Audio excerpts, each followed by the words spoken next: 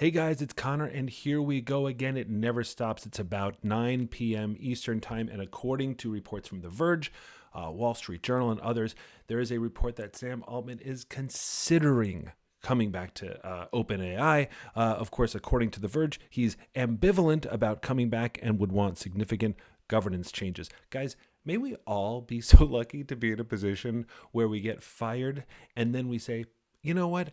I would consider coming back to you, but you'd really have to make a lot of changes, and only if you said please. It's just totally surreal. He's the one that got fired.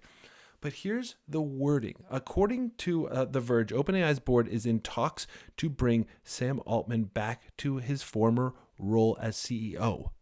What? Did you hear that? Did you hear that? Think about what we just said here.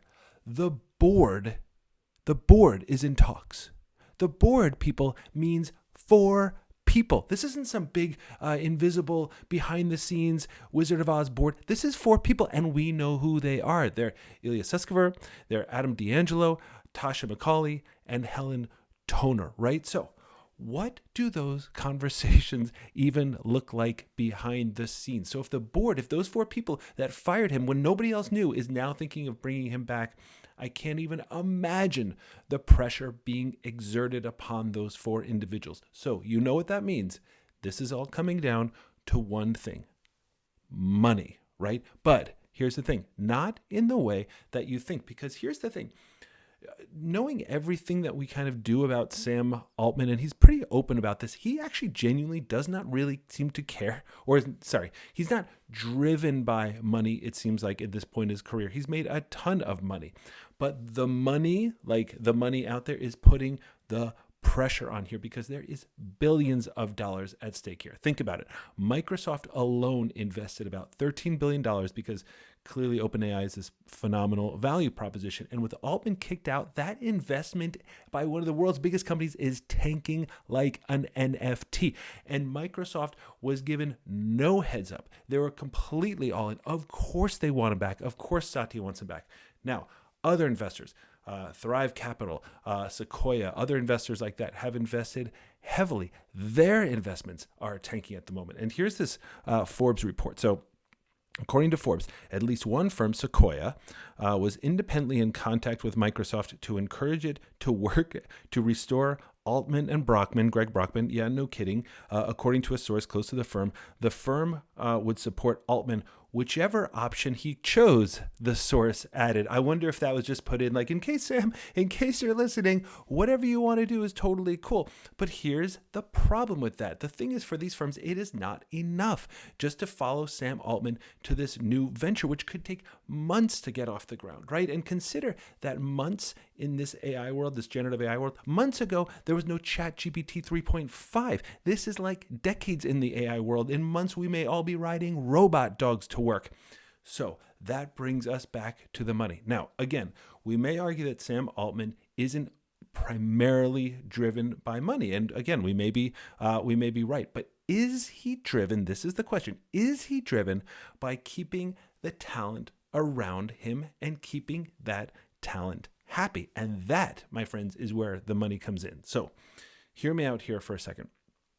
Thrive Capital led this tender offer, and it was to buy shares from the employees of OpenAI. And that tender offer it valued OpenAI at more than $80 billion, $80 billion. And that was a huge increase from the valuation of something like $27 billion that it was at just about maybe 6 months earlier, something like that. So what does that mean? That means that Thrive Capital is offering to buy the shares from OpenAI's employees at a price that reflects a much higher valuation, $80 billion valuation. Now, I wrote on LinkedIn at the time that this was a talent play. This was to sort of like reward the employees of OpenAI, because in this game, talent is everything. So the employees could choose to sell their shares at that price within this time frame specified by the tender offer. Obviously, that makes employees happy, which makes Sam Altman happy. But that tender that Thrive is sort of putting out there, that has not closed yet. This is in its final stages. It was supposed to be completed as early as December, as far as everybody's hearing. But here's the thing. There's no way There's no way they would go through these under these conditions, which means OpenAI employees who've probably already celebrated how much they are going to get rewarded for their incredible hard work won't have that.